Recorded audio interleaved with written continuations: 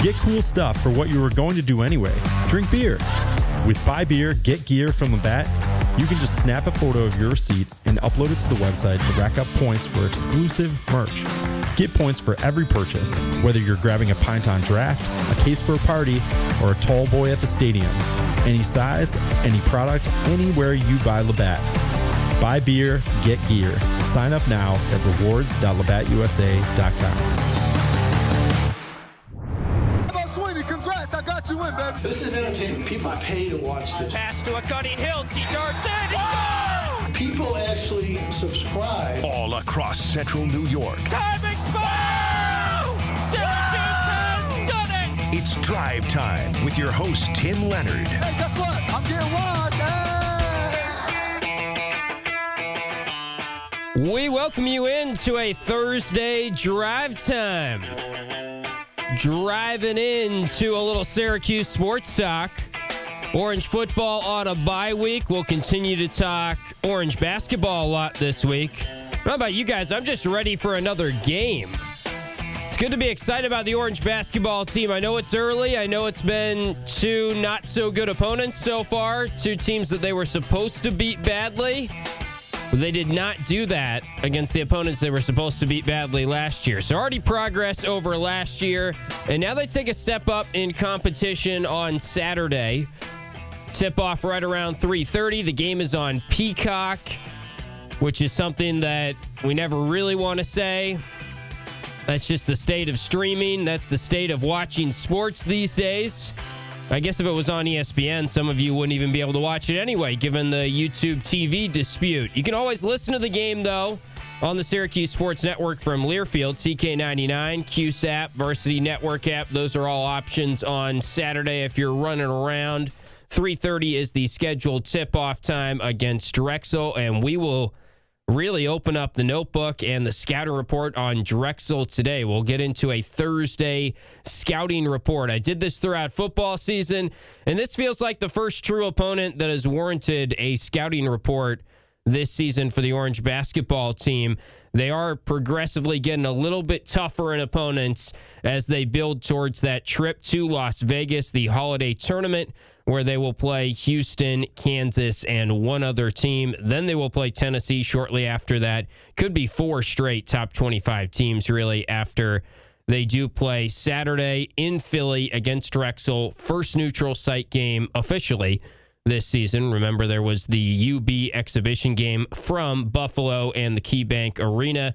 This time around, they'll be playing where the Flyers play, where the 76ers play, Xfinity Mobile Arena, formerly Wells Fargo, and that will be part of a doubleheader on Saturday. LaSalle and Penn State is the first game from Philly. The Orange will tip it off about 30 minutes after that game wraps up, scheduled for 3:30 on Saturday against Drexel. So we welcome your phone calls throughout the show today. We'll chat with Chris Brown, as always, here on a Thursday. He is the Buffalo Bills radio play-by-play voice. We'll get him on and preview the Bills game on Sunday against the Bucks. That will be a 1 p.m. start on Sunday. You can always listen to the Bills games, by the way, if you're ever driving around in Syracuse on our K-Rock station. K-Rock station for that 94.9, 100.9 FM on your radio dial for the Buffalo Bills games.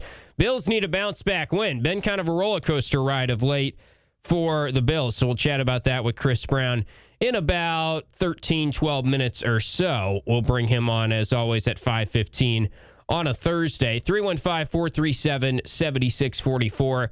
If you want to chime in on the show today and talk Orange basketball, if you want to talk Orange football, at some point we can dive into the latest reports from our guy Mike McAllister, who was on Brent Axe's podcast, Syracuse Sports, talking about how they are looking into a 4-star quarterback who was committed to Auburn. Maybe he still technically is committed to Auburn, but they're trying to flip him and get him to be a part of the quarterback room next year as we continue to try and figure out what is the quarterback room next year for Syracuse, and will any of the quarterbacks that might play in the final 2 regular season games have a chance of cracking that quarterback room and being part of the future plans at the quarterback position. 315-437-7644. 7644. Also, we're always in the Q Sports Talk chat.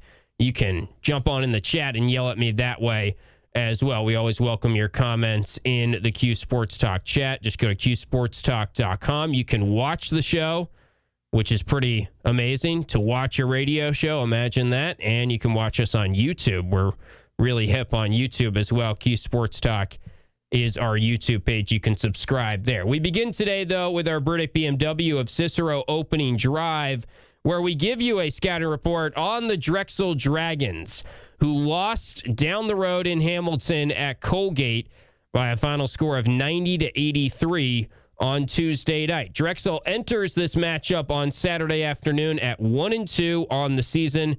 They were picked to finish 10th this year in the Colonial, the CAA Conference. They have been a very successful program of late. Maybe very successful is a little strong, but a successful program for sure under Zach Spiker, who has done a nice job there as the head coach. Zach Spiker in his 10th season now as the head coach of Drexel. Last 5 years, they have not finished outside the top 200 in the KenPom national rankings. Right now, they sit at number 251 in the KenPom rankings, outside the top 200. Currently, they were preseason 238 on KenPom. They have played 3 games. They beat up on Widener, who is a non-Division I team. Won that game 93-59, kind of as expected. They lost at St. Joe's. St. Joe's 137 on the KenPom rankings. Remember, the Orange will see them in about a month, a little under a month, I believe, as they are hosting St. Joe's. That was a 76-65 win for the Hawks over the Dragons. Then they went to Colgate, who checks in at 179 in the KenPom rankings, and lost that game by 7. So about what you would expect from Drexel to this point in the season. They are 266 on the Bart Torvik computer rankings, 202 on Evan Miyakawa. He likes them a lot better than Ken Pomeroy or Bart Torvik do in their computer models. Very balanced in terms of what you're getting offense, defensive ratings. 239 offense on KenPom, 254 defense puts them at 251 overall as their KenPom ranking. Right now, across the board, Syracuse is pretty much projected to win this game by about 15 points. The KenPom projection is an 83-68 win. Bart Torvik has it as an 80-65 win. So what do we need to know about Drexel outside of those numbers that I just threw at you? Drexel lost a lot from last year. They've done a really good job. Coach Autry talked about this in his weekly visit, which started today on Orange Nation. You can always catch him Thursday at 1 p.m. He talked about how a sign of a good program is Drexel loses players and they go to power conference levels and they are successful. They lost 4 key players in the portal, all to power conference teams: Indiana, Florida State, Providence, and Butler. The returning players, not a ton, really. They did an okay job of trying to recoup in the portal and add some decent talent. Shane Blakeney is probably their best returning player. He went for 24 the other night at Colgate, hit 7 threes on 11 attempts. He's had an interesting stat line so far of 9 for 20 from 3. That's 45%, but just 6 for 23 from 2-point range. He's averaging 14 per game. Eli Beard also had 24 points at Colgate. That was off the bench. He's a D3 transfer guard in this year, averaging 12 per game. Here's where it gets interesting with Drexel, and here's where the difference is. Obviously, they're a better opponent than what the Orange have seen. Binghamton, Delaware State, even if you want to include Buffalo. I think Buffalo is probably the best of the bunch they've seen so far, but I think Drexel is a better opponent than Buffalo by a good bit. And they're a different style of opponent. The style of play under Zach Spiker has been to slow it down and play in the half court. Now, typically, you see the teams that are in the mid-major, low-major levels play a slower pace of play in general because they don't have the athletes, right? They really do slow it down quite a bit, though, Drexel. They have been outside the top 330 in the nation in KenPom's tempo metrics. So one of the slower teams in the country, one of the slower 30 teams in the country for the last handful of years. This year, they do seem to have better shooters, and they have been more willing to shoot from three-point range. That could be a product of playing Colgate, getting down in the game against Colgate, and that's just sort of how most games against Colgate go as they become three-point shooting contests. They are a very solid rebounding team. 17 offensive rebounds per game is maybe their most impressive statistic, 21st in the nation right now in that category. They also hit 15 threes in the loss to Colgate the other night. Not very often you hit 15 threes and you still lose a game. Right now, Drexel is 66th in the nation in three-point makes per game, averaging about 10 per game. They're attempting about 30. That's 46 in the country. Interesting with Syracuse, they have really not allowed any three-pointers so far. Opponents are shooting 2 for 27 from three-point range in the two games against Syracuse. Now, that is Binghamton and Delaware State. Drexel is the best shooting team they have faced so far. But typically, Orange defense, especially when you go back to the zone days, remember in the 2-3 zone days under Boeheim, the opponent would always shoot a lot of threes against Syracuse. They would always rank near the tops in the country in terms of percentage of field goal attempts from three-point range from the opponent. Right now, opponents are attempting about 24% of their shots from three-point range. That is the fourth lowest percentage in the country against Syracuse. And Syracuse has done a really good job of slowing down the opponent's offense this year. In the first 2 years under Coach Autry, one glaring statistic was teams were scoring on Syracuse at top 10 fastest rate in the country. That probably means there was little resistance to dribble penetration. There wasn't great transition defense, and teams didn't have to work very hard to score points against Coach Autry and Syracuse, or the Syracuse teams led by Coach Autry. This year, they are much, much better in that category, and we're actually calling out shot clock violations from time to time, which has been good to see. Now, this is going to be a different level of competition. Drexel shooting 39% from three. That's very solid. I don't think Syracuse is going to only allow 1 3 in this game again, but can you keep Drexel in the neighborhood of 5, 6, 7 threes would probably be what you're shooting for if you are Syracuse in this game. And then the rebounding, I think, is going to be a fairly big key. Another interesting stat on Drexel is they have really struggled, like the Orange, from the free throw line. They are 352nd in the country in free throw percentage, 347th in amount of free throws made per game in the nation right now. So Drexel has more size. They're a better rebounding team. They're going to want to post you up, play a little bit more back to the basket game, slow the game down. I think they'll take better care of the basketball. And it's probably going to have to be more of a half-court game for Syracuse, not to the degree that we're expecting when they actually play a power conference team. I think Syracuse should be able to turn over Drexel and get some easy points, and that is so much of what Coach Autry wants to do this year, so that's something we'll all be watching. I'm sure just how many steals can they get against a team that is a little bit better in terms of the level of competition that they have played so far. But that is your scouting report on the Drexel Dragons. We can get back into the matchup a little bit more as we progress throughout the show this afternoon. That is your Burdick BMW of Cicero opening drive. Up next, we'll chat with Chris Brown. He'll join us, and you can even watch him on QSportsTalk.com if you'd like. The Bills play-by-play man is after this break on Drive Time here on ESPN Radio, QSportsTalk.com. John Frost.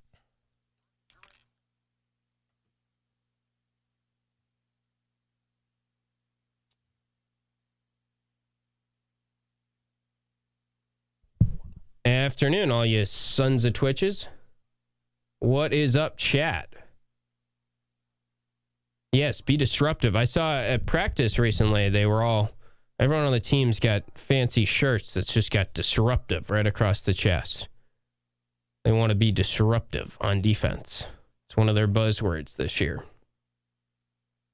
Sport Boy, I like your confidence by 25 plus. I could see it.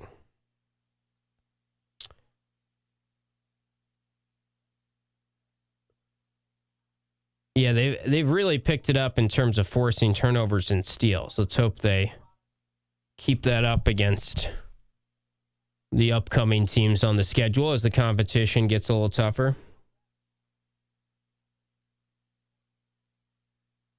I don't know how to respond to that, Super Cat. Did I say something about a shower? Just going to ignore that one. Elijah Robinson recruiting. Nice. Okay. Let's get us back on track. Thank you, San Diego Cuse. I guess that's a good sign for anyone that thinks fire Elijah Robinson's happening. Or maybe a bad sign if you want him to be fired. In all likelihood, it's really just not a sign at all because it's a bye week and he's a current coach, so he should be recruiting.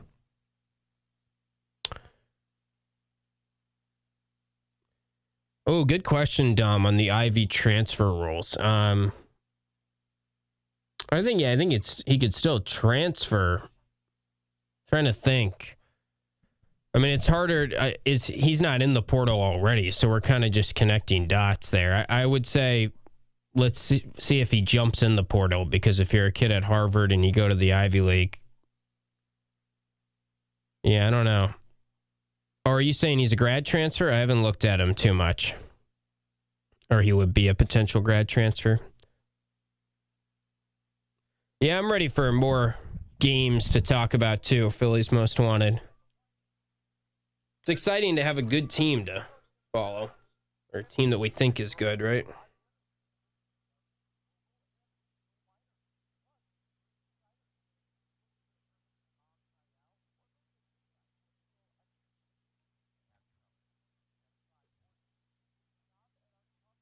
Oh, I see, Super Cat. I gotcha.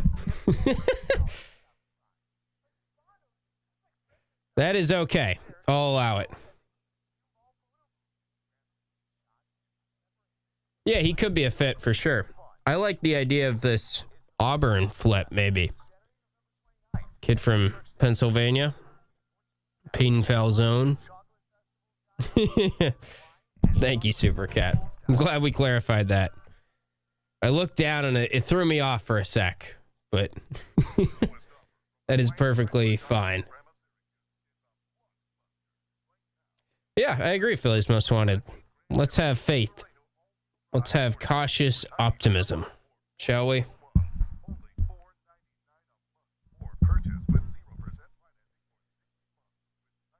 Colorado State starting running back. Is it that time of year we're just scouring the portal? Hopefully Yasin Willis is back and they don't have to really scour the portal for a running back.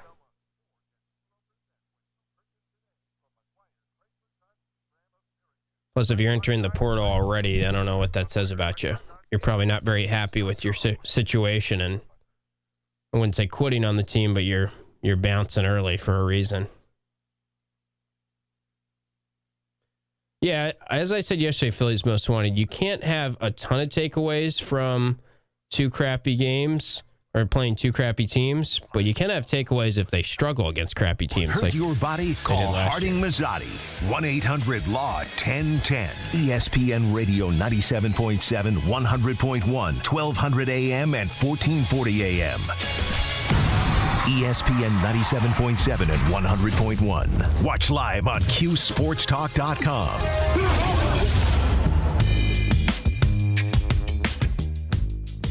Welcome back into Drive Time. Well, Counting Crows. We were arguing about the Counting Crows in the Q Sports Talk chat yesterday. Don't forget, you can always watch the shows on QSportsTalk.com.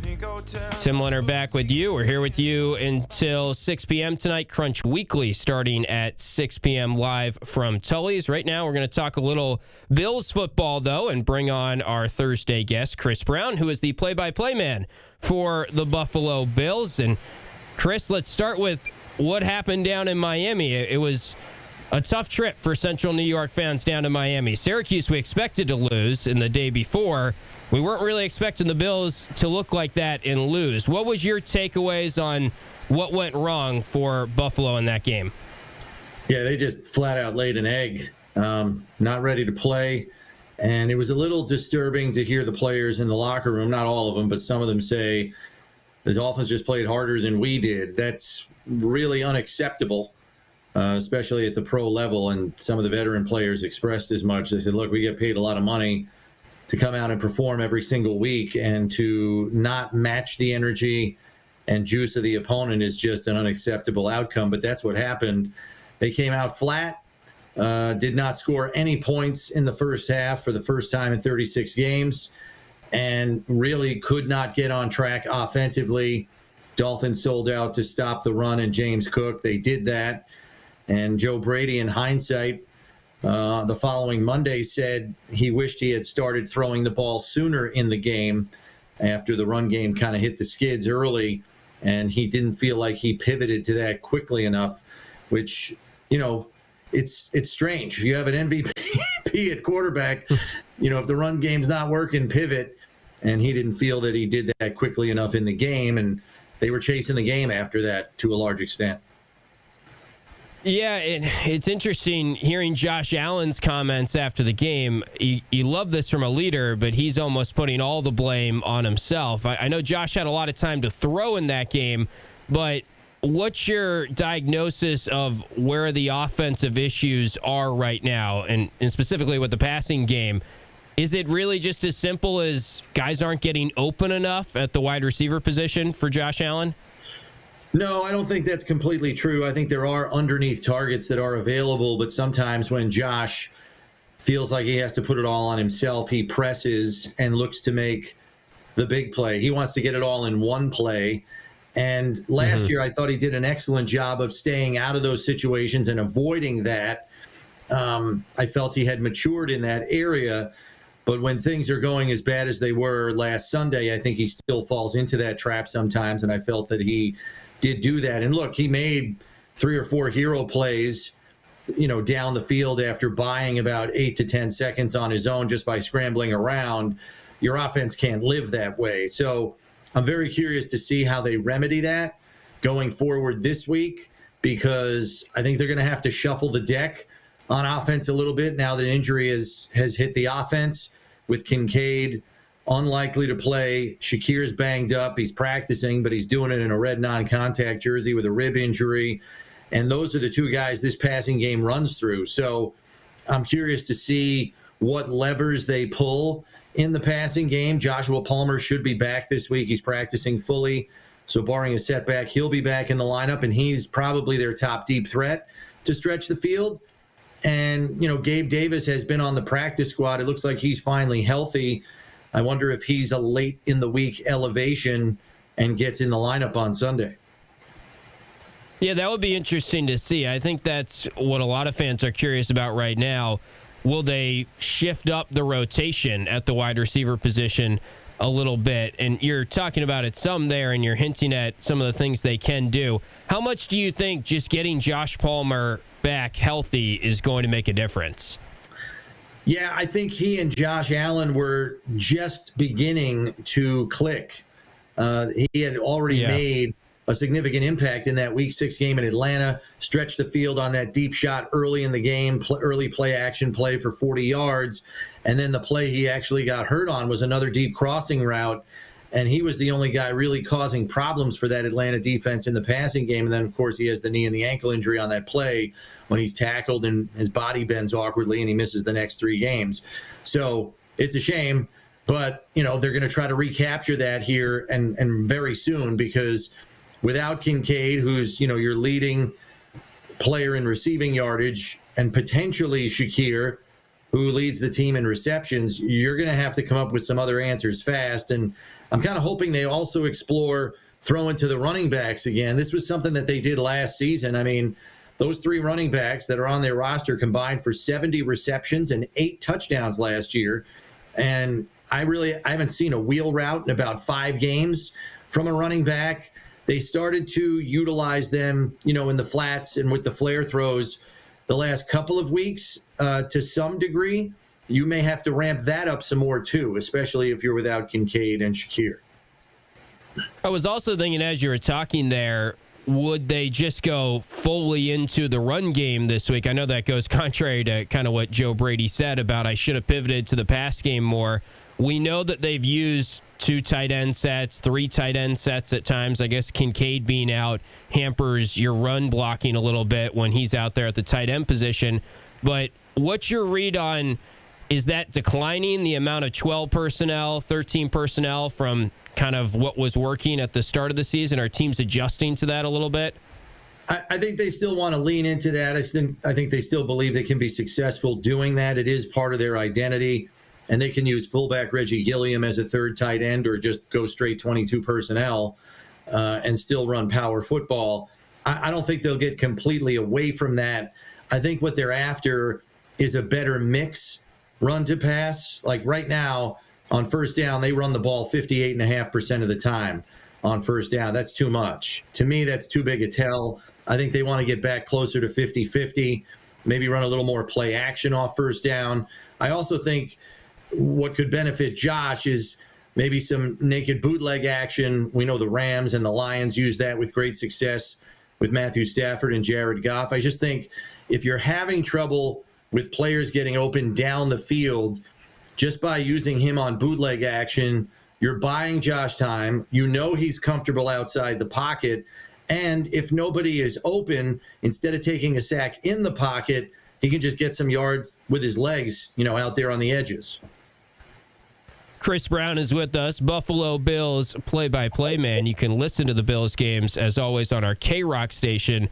They'll be hosting the Bucs 1 p.m. on Sunday, K-Rock 94.9 or 100.9 FM. Let's talk a little bit about the defense. Last time we spoke, Thursday, coming off the Chiefs win, we were praising the defense, and it's just been a roller coaster ride, I guess, throughout this season for the Bills. Now the run defense looks like a problem, and I know it's a lot to do with just not being healthy on that side of the field, but what did you make of what the issues were defensively in this game last week against Miami?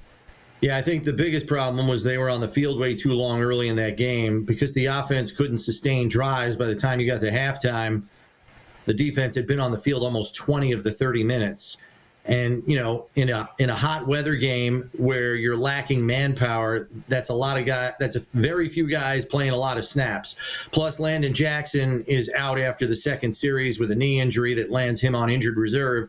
And they're playing with 3 defensive ends for the last 3 quarters of the football game. They had to kick Daquan Jones, a defensive tackle, out to end just to have enough guys to roll through. So a lot of snaps for not a lot of guys. You got your dime back playing nickel, your bench corner playing dime. I think on the defensive side, the bright spot has been Cole Bishop and Max Hairston on the back end. I was kind of hoping that Jordan Hancock would get more than 10 snaps in a game where the Dolphins are going to throw, and he's younger and more athletic in coverage than Jordan Poyer. They chose not to do that. I'm hoping he gets more snaps going forward because he brings some much-needed speed out there in center field on the back end. We'll see if that happens against the Bucs this week. But things to be encouraged about in the secondary. And look, the defense is getting healthier. 6 Bills went from limited to full participants here on Thursday, including Christian Benford and Taron Johnson, who I anticipate will be back in the lineup. And I think Shaq Thompson has a chance to return. He's been their most physical run defender at the second level.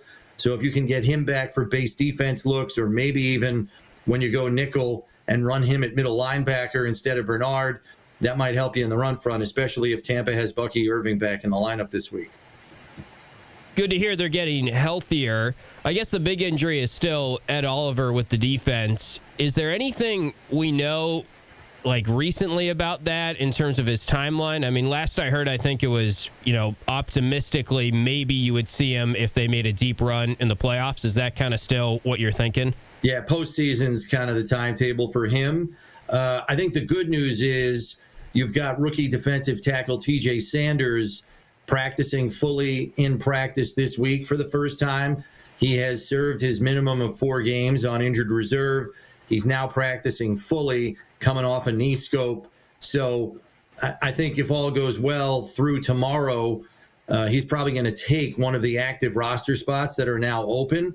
So I wouldn't be surprised if they lift him off IR for the game this weekend. And he is more of an Ed Oliver type at the defensive tackle position. He's more of that penetrating 3 technique, and they need that badly. So I think as long as he looks good tomorrow, I would anticipate he's elevated to the active roster and playing on Sunday.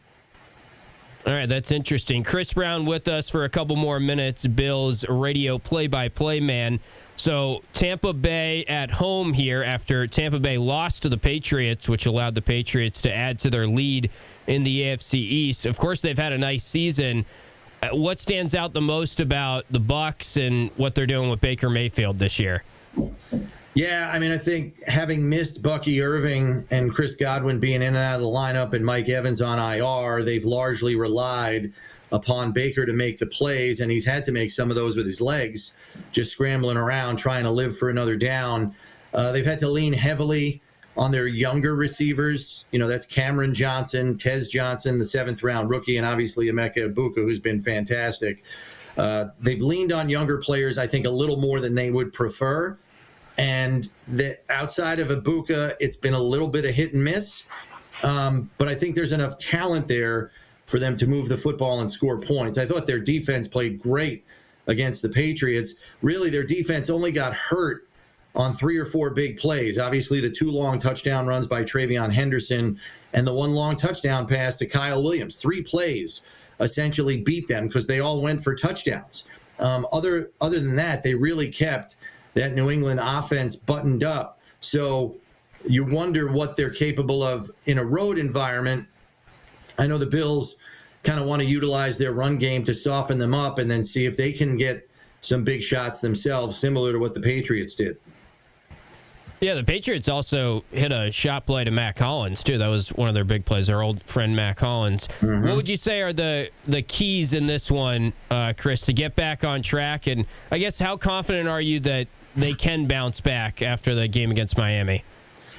Yeah, I mean, Sean McDermott's usually pretty good about course correcting this team. And I would imagine after dropping 3 of their last 5, which is pretty uncharacteristic for them, there's probably fire coming out of his eyes this week in practice. So I think this team's going to be minding their P's and Q's. Number one, they'll come out with energy and juice. But I think the most important thing for them is to stay on schedule offensively. As we know, this is a Bucs defense that blitzes a lot, 40% of the time, 5th highest rate in the league. You got to stay out at 2nd and long and 3rd and long because that just invites them to get exotic. So stay on schedule offensively, number one. And then I think number 2, and this is one we hear all the time, but the Bills have 8 turnovers in their 3 losses. If they don't turn the ball over, they control the clock with the run game and mix in the pass effectively, they're a really hard team to beat. So that's the formula for them. And sometimes the margins are narrow when they play like that. So when they turn the ball over, it upsets the apple cart. So get back to ball security, staying on schedule on offense, and no big plays defensively. They should be all right. All right, Chris, sounds like a good game plan. Hopefully it comes to fruition for the Bills on Sunday, 1 p.m. start. We'll be listening to you on our K-Rock station, and we appreciate the time. All right, thanks. We'll catch up with you next week. All right, that is Chris Brown, our Thursday guest, always with us Thursday, 5:15 here on Drive Time, Bills radio play-by-play man. We were talking with Chris so much at the start of the season about how the turnover battle is something that Buffalo always wins. They always seem to force turnovers and take care of the football, and they've gotten away from that. 4 turnovers last week against the Dolphins. So they'll look to bounce back there. 5.5-point favorites at last look, hosting Tampa this Sunday, 1 p.m. We'll get back to the Syracuse chatter as we return here on Drive Time, and phone lines are open the rest of the show, 315-437-7644. Back with more on ESPN Radio and QSportsTalk.com. This is Orange.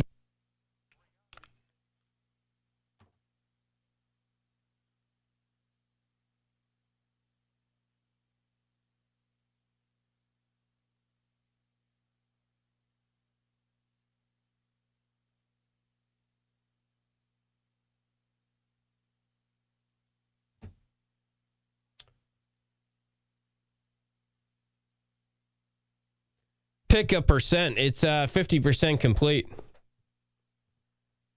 I have to be on time today too. I can't push it into the second hour like I sometimes do.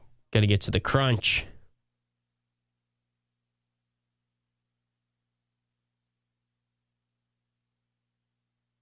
What I missed in the chat while we were talking Bills here. I don't know if Yasin's a poor fit for the scheme. I mean, I think that's fair, San Diego Cuse. Sometimes you want him to just, get into the zone read a little quicker. I think you always want differing looks at running back. You want, a thunder lightning, ideally. So you've got Maybe a little more Thunder and Willis, like Tyreek Hill maybe going forward could be your Lightning.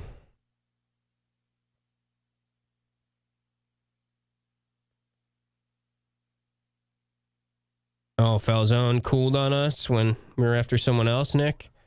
Nick, weren't you on this Falzone kid a long time ago?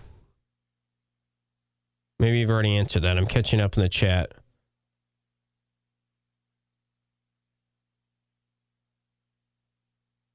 B&J show. That's funny. Sorry, that made me laugh. I was thinking about what the abbreviation BJ typically means. So I'll have to tell Jordan and Brian that that's how you guys are referring to it. I do enjoy watching that show, though. What was Jordan was making like eggnog last night or something? Another recruit for FLJ, you're right. Coach Jack's got certainly a little better resources for the women's team. I think we're going to see some big talent coming in the next couple of years. Well, you can't call me 4 years old then, Gio. Paulie brings it out of me. Even though Paulie's not here right now, I'm around him too much these days. Anyone going to Wildcat tonight? Coach Autry show? Yeah, she's good.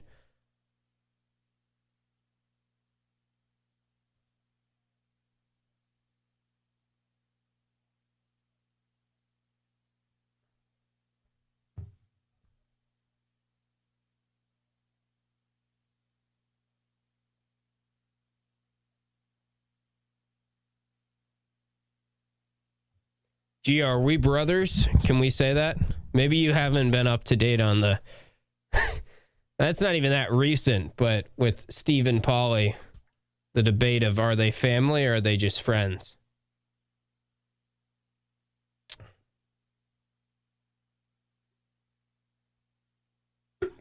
I think Wildcat will be a good location for it. Usually busy there.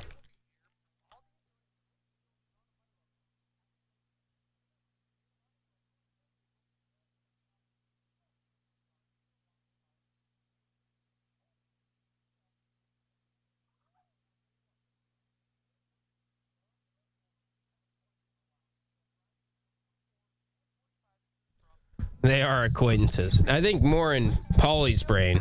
Steve wants to be family members with Paulie after whatever 5 years of working together.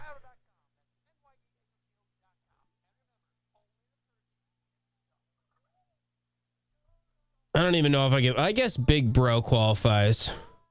I'm a little older than you than I probably would like to admit.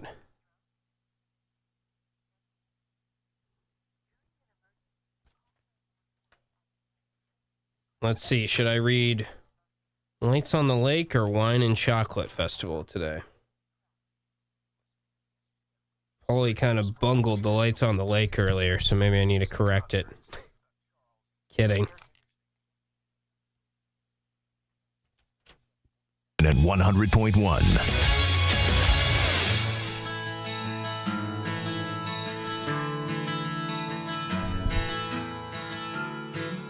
Welcome back into Drive Time.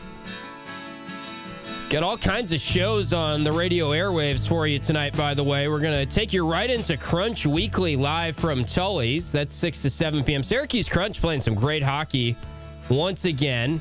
Leading the North Division. They're 9-4. They've got Hershey at home Friday, Belleville on Saturday at home. So keep that in mind as something you could be doing this weekend. Crunch got some new updates to their stadium as well. And everyone I know that has gone has been raving about the in-game experience getting a little bit better there at the War Memorial Arena. Then we've got the Coach Autry show tonight, 7 to 8 p.m.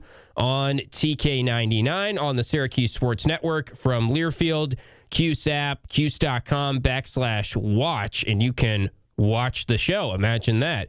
You'll see Coach Autry and Matt Park live from Wildcat Pizza Pub in Camillus. Great spot, new location for the show. It is the second Adrian Autry show live from the Wildcat Pizza Pub. That'll be 7 to 8 p.m. tonight. Don't forget also about the Wine and Chocolate Festival. That is coming Saturday, November 29th. There are 2 sessions on the 29th of the Wine and Chocolate Festival from the Horticulture Building in the New York State Fairgrounds. 2 sessions, 1 to 4 p.m. is the first, 5 to 8 p.m.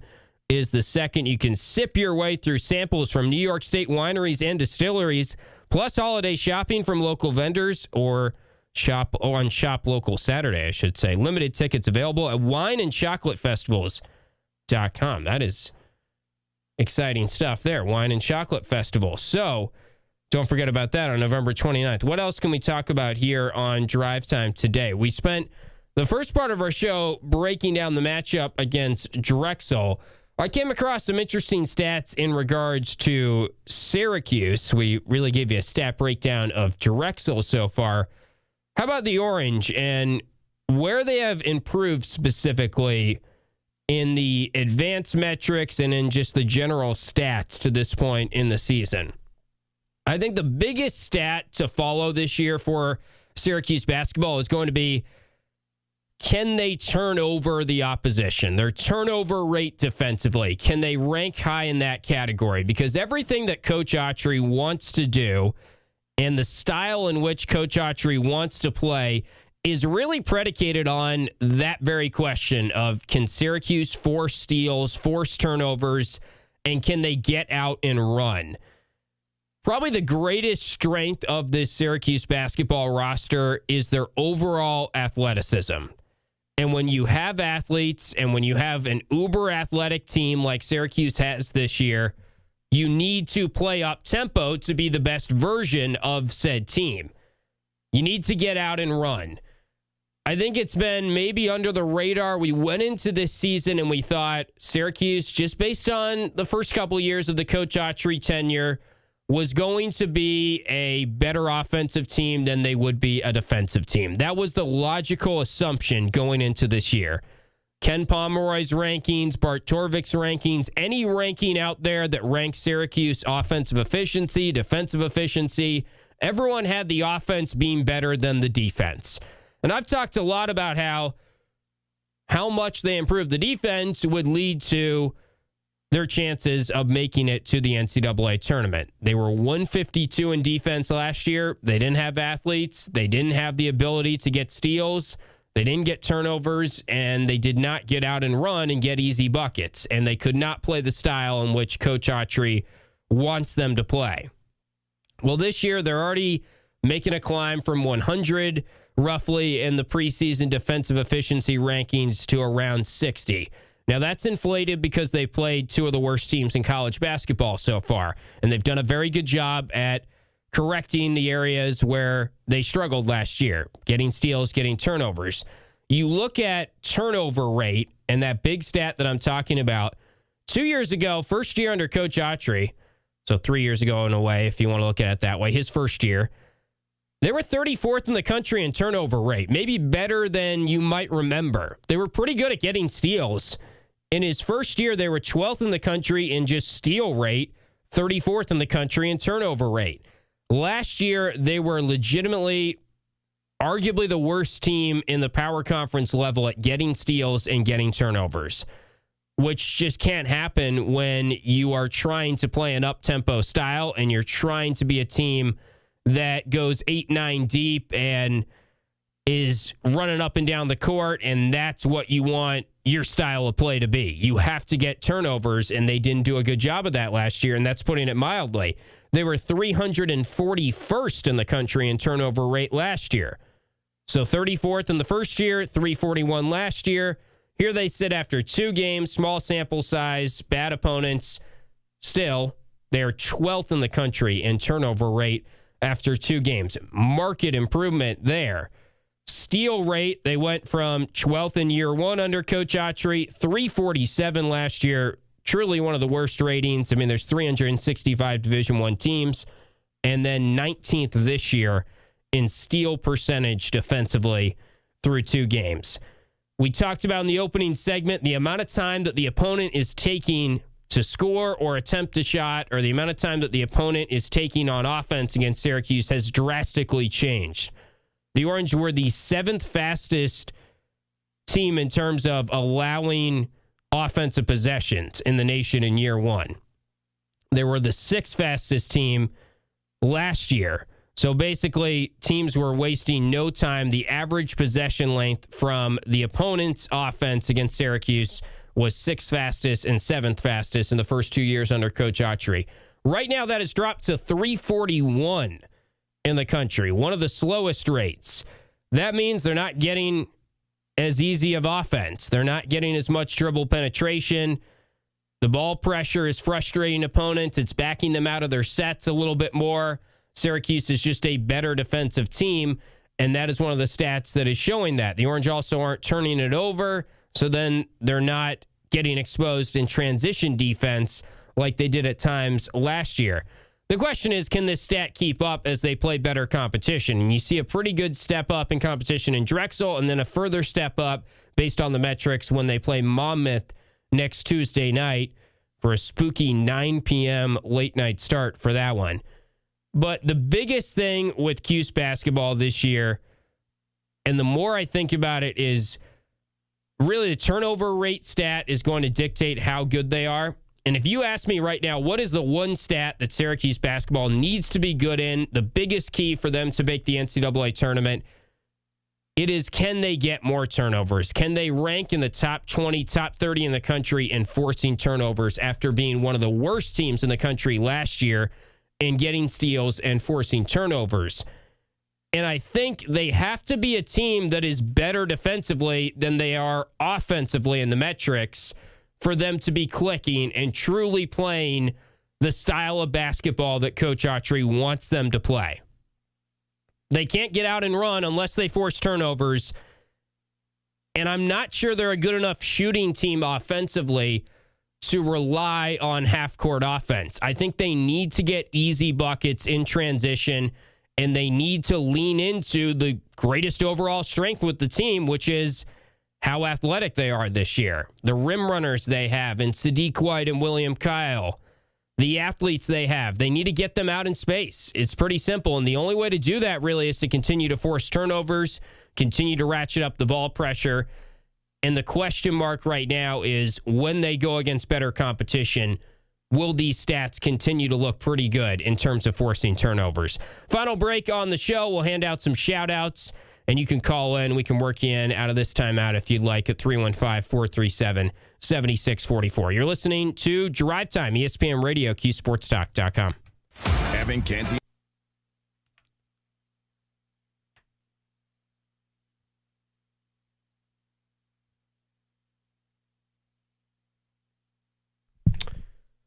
That's a good question, Nick, on the Cuse app. I am 28, Nick. Just turned 28 last month. About a month ago, literally. I'm not really sure about why I wouldn't be on Fire TV, but they should be. Hey. Yeah, I'm aware. I'm right on time. Yes. I've learned. Oh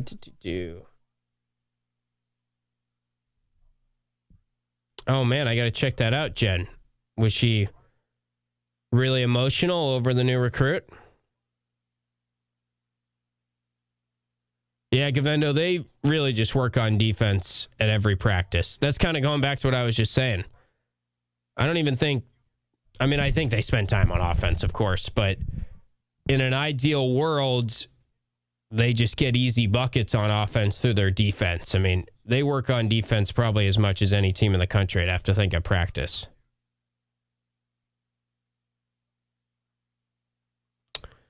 Yeah, and that Boeheim fellow, everyone was always saying if you have athletes, you shouldn't play 2-3 zone. That's not what you do. You don't slow down the game when you've got athletes, but they force deflection, steals, and turnovers more because they had long, rangy athletes.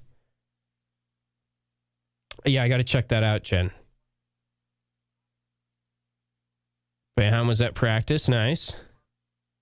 He's still around. I see him from time to time, which is cool that he's still involved.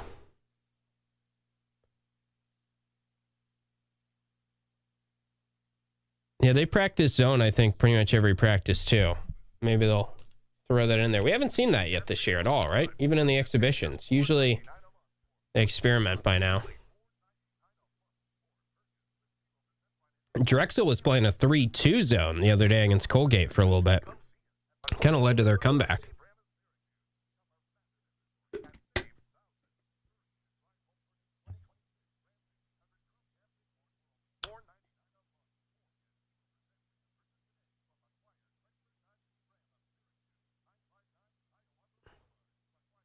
Oh, Gomez book signing. Nice. What's the name of his book again? It's a clever title, right? Something to do with like callers or caller number 7 or something. Paul was just here. He'd know.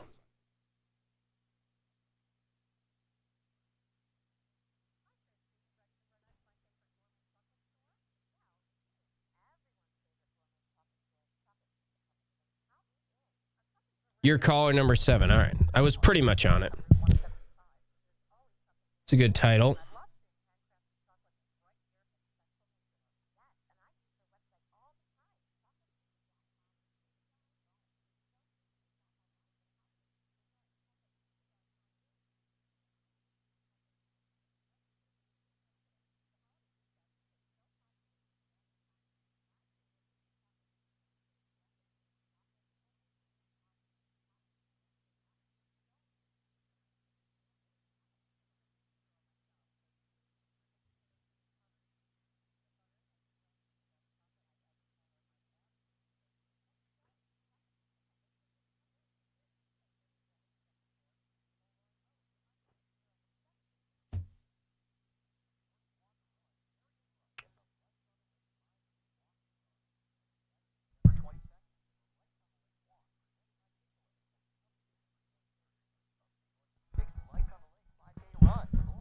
I'll have to check that out too, Jen. Never seen that. Stand up.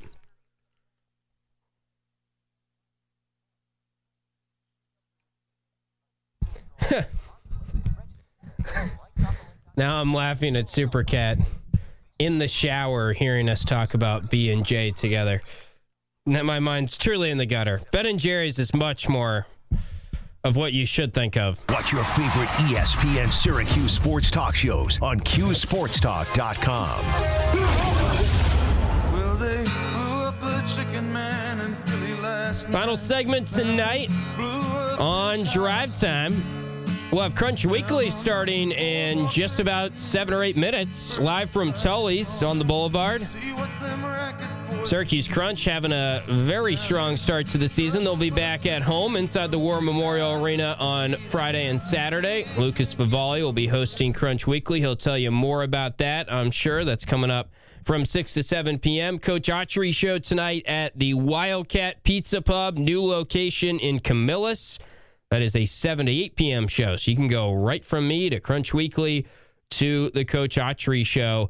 Syracuse Sports Network from Learfield, QSAP for that one. Varsity Network app works. Also, of course, TK99 if you're driving around tonight, 99.5 for the Coach Autry show. You can call in, ask Coach Autry his thoughts on the first 2 games. Anything you'd like with Coach Autry at the Wildcat Pizza Pub. Maybe we'll get more of an update on JJ Starling. He was on our shows here, Orange Nation, the day show, 12 to 2, Orange Nation.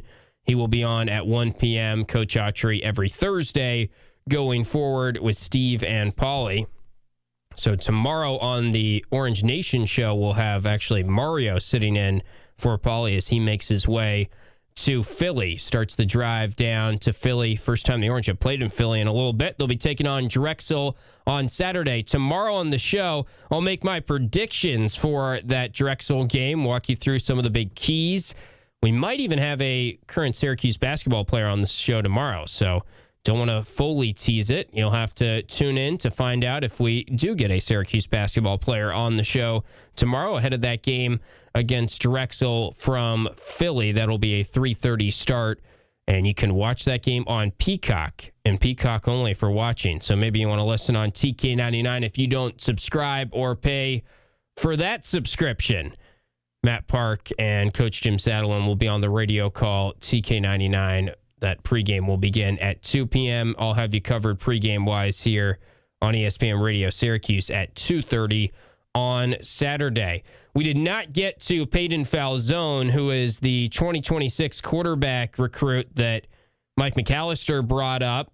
Maybe could flip from Auburn to Syracuse after the Auburn coaching change. We can maybe talk about that some tomorrow on the show. That intrigued me quite a bit because we've been wondering, who is the backup quarterback? Is he on the roster right now, the backup quarterback for next year? Seems like it's going to be tough to get a true veteran transfer portal guy that you trust as your backup. Maybe Fran Brown goes the high school recruiting route, and maybe he lands a kid like Peyton Falzone, who is a 4-star from the Pennsylvania area. Don't forget also tonight, men's soccer ACC semifinal game against SMU. That's on ACC Network at 8 p.m. Shout out to the Orange men's soccer team. They have pretty much punched their ticket to the NCAA tournament, looking to make it to the ACC champ game tonight as they take on SMU, a team they beat in the regular season. That'll wrap things up for Drive Time. Crunch Weekly is next. Coach Autry Show at 7 tonight. Thanks for listening. This is